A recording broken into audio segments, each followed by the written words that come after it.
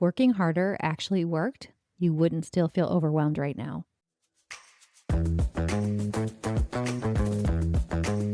You're listening to Overwhelmed Working Woman, the podcast that helps you be more calm and more productive by doing less. I'm your host, Michelle Gauthier, a former overwhelmed working woman and current life coach. On this show, we unpack the stress and pressure that today's working woman experiences. And in each episode, you'll get a strategy to bring more calm, ease, and relaxation to your life.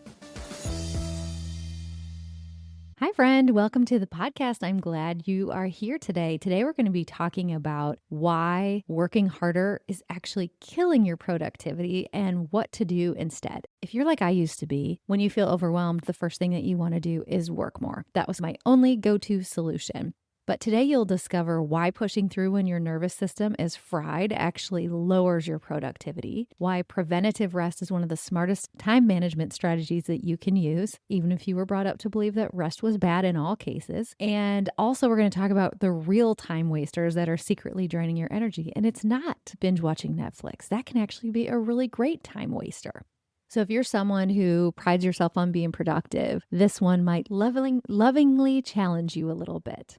But before we do that, I want to tell you about a little productivity hack that I use. I love when I can kill two birds with one stone, and that is exactly what I do with products from today's sponsor, who is Inspire Wellness. Inspire Wellness is a St. Louis-based woman-owned business, and the owner, Christy, has created this high-quality supplement line. And my hack is that I subscribe to their bestseller bundle, which is creatine and collagen, two supplements that I love. And I've been doing that for about 6 months, and I can definitely tell the difference. When I subscribe, it just shows up on my doorstep once a month, and then I put it in these cute little glass containers that I have right next to my coffee pot, put the supplements in my coffee cup, pour in my coffee, mix it up, add my unhealthy French vanilla creamer, and I am all set. The supplements are unflavored, so there's no weird taste or chunkiness. You wouldn't even know they were in there.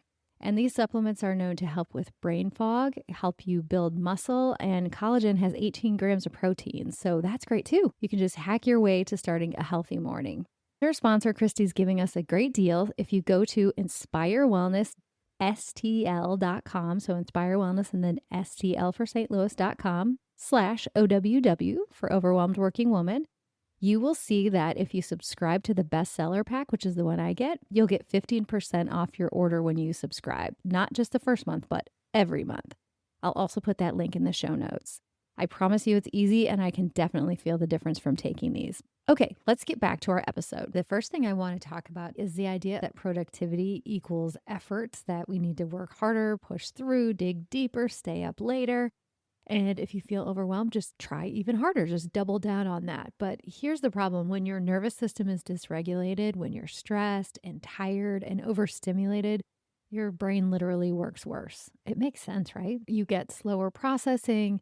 You make more mistakes, you don't have as good a focus, you have more emotional reactivity and decision fatigue. And when that happens, you have to read the same email 5 times to understand it. And you overthink simple decisions and don't trust your judgment. And you snap at your kids. And then you procrastinate and then shame yourself for procrastinating. So it's not really a time management problem. It's an energy regulation problem. So let's just say I'm going to do a simple math example. You've got a super crazy day and you end up working like 12 hours straight.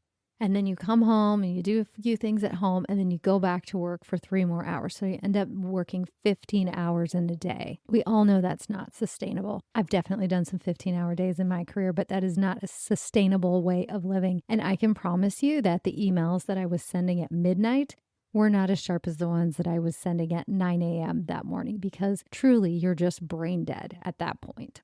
So think about this for you and how this can apply to you. At what point do you know that you need to take a break? When does your productivity start to slump? And even though you're still sitting at your desk, you're not making any progress. Think about what that feels like for you. I get a certain feeling in my stomach when I'm just like brain dead. Okay, so what to do if you know you're going to have a really busy week or day? Think about preventative rest as a productivity strategy. Resting before you hit empty is not laziness, it's maintenance. It's just putting gas in your car. Do you want to run your gas until it's 1 mile until the car's absolutely going to die? Or do you want to look ahead at your day and your week and think, okay, I'm going to put a full tank of gas in on Sunday. And then if I need to, I'll just add a little bit throughout the week. Think about rest like that, because culturally we define wasting time as anything that doesn't produce visible output. I sent out an email a couple weeks ago about all the things that I did that were wasting time, that didn't at all feel like a waste of time to me. By the way, if you're not on my email list, you can sign up to be on that list. You'll get a weekly email on Tuesdays. I always write an article and try to leave you with a good tip or two. But this was a couple weeks back, and it was right after the Super Bowl, and I watched a bunch of Bad Bunny halftime videos just because it made me happy. I took some naps. I had breakfast with a friend just to catch up. I made handmade birthday cards because I like doing creative things. Drove an hour out of my way to pick up my handsome man friend so we could ride together somewhere. I laid on the couch and watched the Olympics. I finished a novel and started another one. I talked to my sister on the phone about nothing important at all. And if you just heard that list, you might think, geez, that sounds like a light week. It really wasn't a light week. It's just those are the things that I planned in to waste time. And Carrie, who's my podcast producer, said something so great to me the other day, that any time that I enjoy wasting is not wasted time. And so doing those things like lying on the couch and watching the Olympics, or getting in bed early and reading, really give me, and can give you too, might not be those exact things, but can give you more stamina and more brain power for having the best productivity. So we've talked about why pushing through when you're fried just makes you slower and inefficient. We've talked about how preventive rest is a great productivity strategy. So that's doing things that are fun wastes of time and let your brain rest so that you can be productive. Now I want to talk to you about a couple of things that I think are actual real time wasters, and both of them are mental. The first one is going back and rehashing decisions that you already made because you feel guilty, or going back to a conversation that you had with someone and replaying the story, and I wish I had said this, or I wish I had said that, or I can't believe this person did that to me, and then going and telling somebody else that story. Those I'd say are a real time waster. It's something that has already happened. It's over. The only time, I'll put a little asterisk on this, the only time I think this could be a good use of your time is if you're actually going to say something in order to make a change. But if you're just rehashing it for the sake of retelling the story, it's done, it's in the bag, just move on. That is a total waste of your time. The other thing that is a waste of time is negative self-talk.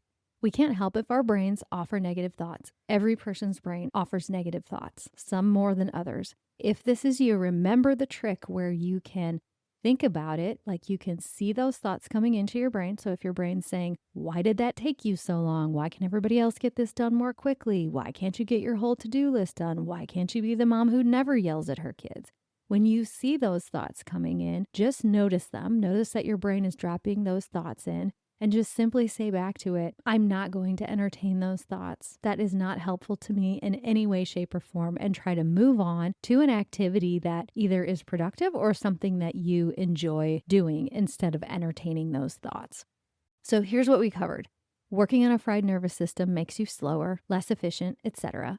Preventative rest increases long-term productivity, and mental shame spirals waste more time than rest ever will. You'd be so much better off to take a nap or do something like that. If this episode resonated with you, share it with a friend who thinks that rest is lazy. She needs to hear this. I think a lot of us grew up thinking rest was lazy, so you're not alone if that's you or your friend. And if you're ready to stop managing your calendar and your to-do list and start managing your energy, which is what I'm really talking about here, that's exactly the work we do inside my coaching program. There's a link in the show notes. If you want to set up a time and talk to me about doing one-on-one coaching, I would love to talk to you. You can tell me what's going on with you, and I can tell you what we do in coaching, and you can see if it feels like a good fit for you.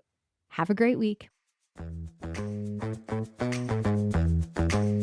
Thank you for listening to the Overwhelmed Working Woman podcast. If you want to learn more about my work, head over to my website at michellegothier.com. See you next week.